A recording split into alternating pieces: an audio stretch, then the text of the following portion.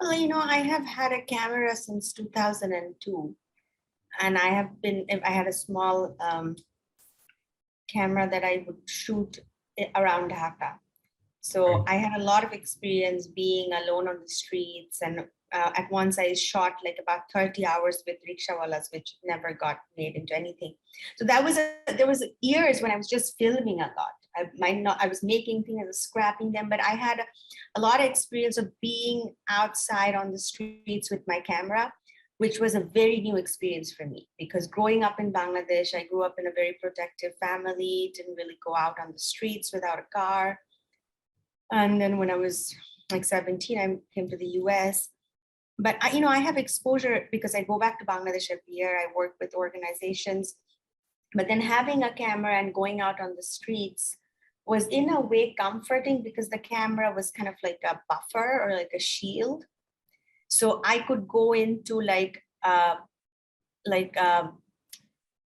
place where like 10, 20 rickshawalas were staying, and I could just be the only woman in there because I had this camera and I was filming, and I was looking at them through the camera and we're talking, and it kind of empowered me in a way, and I really liked that. But then there was a lot of gazes, people just Yeah. stare at me. People just stare at me and just like look at me like I'm some like weird thing.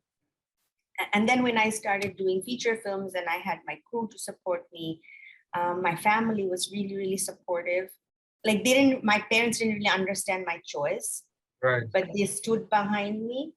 My partner was very supportive. He was also the producer for Meherjan. And, he gave me support, like to arrange this shoot and like my first film. So I think I had more support than a lot of other women would have from their family, like from the immediate family. Right. And then I have started like developing a crew in Bangladesh, people that I keep going back and working with. I have an actor base now. And because by my third film, people know my process, people know how I work, and I maintain a very small team. And they're great young talents in Bangladesh that you can work with.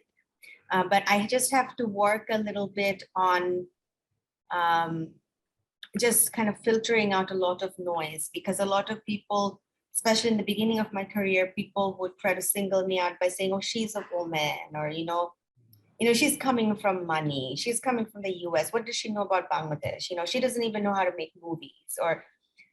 So I think I have to filter out a lot of that noise. But having said that, the type of areas of Bangladesh that I have explored, like with Made in Bangladesh, I work very closely with factory workers and got to be very close to their lives. So I think film also gives me an opportunity to expand my experiences into realms of life that I would not have access to otherwise.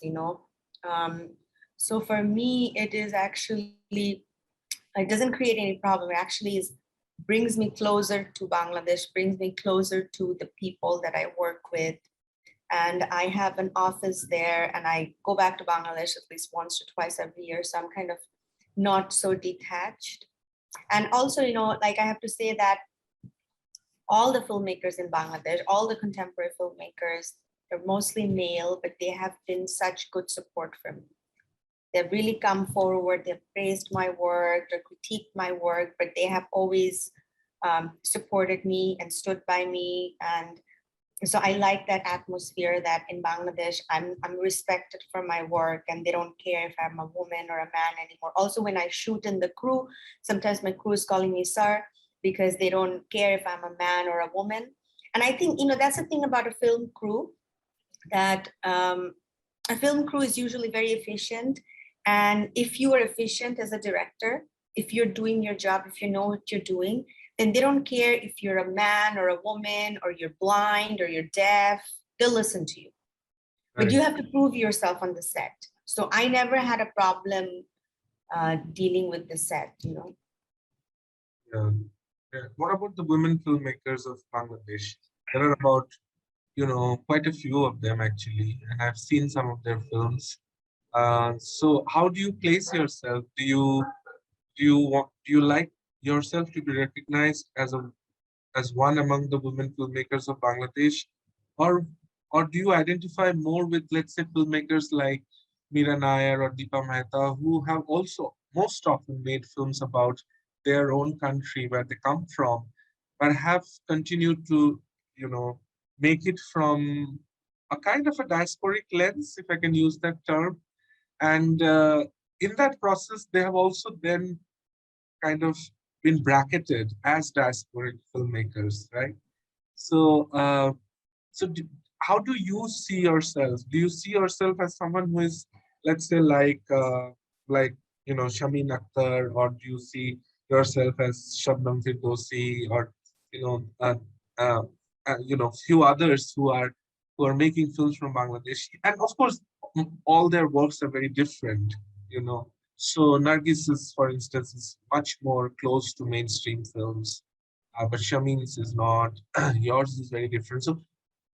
So yeah, so your kind of response on that, because I think it's important. The reason I'm asking you this is because you see, when we come from outside, when we have lived a considerable part of our life outside, and when we come, although you're saying that you keep visiting Bangladesh, but with our education and with our exposure and our experiences, our everyday experiences and education, etc.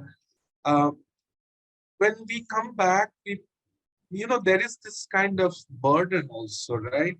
The burden of whether we are actually looking at it as an insider, or are we looking at our own country and our countrymen and people as an outsider. And I know it's a kind of a wrestle between the two positions, because I think both are required as a filmmaker. um, but yeah, your response on that, how do you navigate? It's hard for me to say that which filmmaker I identify with, because I think everybody's work is very different, and I see myself as evolving. And I also see myself, or I have hopes that I will work in other places too. I want my cinema to take me places. So I would love to make a film in other countries and other languages, and explore. Like I said, film gives me an access into a life. So if I got to make a film in South America, I'd have an access like I wouldn't have. So I kind of see myself, and I left home when I was 17 in 1998. So I think by now I have become a person, or I have made peace with my identity as a global individual. Like I don't see myself being, I can see myself as being moving from one place to the other. And I like that, because when I come to America after spending 6 months in Bangladesh, I have a fresh perspective. When I go back to Bangladesh after 6 months, I have a fresh perspective. So I'm trying to kind of, it took me a while to accept it, having two homes in two different continents, but I think I've made peace with that, and I take that to my advantage, because it gives me, and also living in the US is a unique experience in itself, especially in a place like New York City, that you get to meet the world. It's not only you're meeting people from all over the world with so much experiences, and then there's so much to learn from, so much to be inspired by. And I do like that diversity about the US. When I'm in Bangladesh, I'm only meeting like one type of people: Bangladeshi, Bangladeshi Muslim mostly. But here in the US, I feel like I'm around a lot of diversity.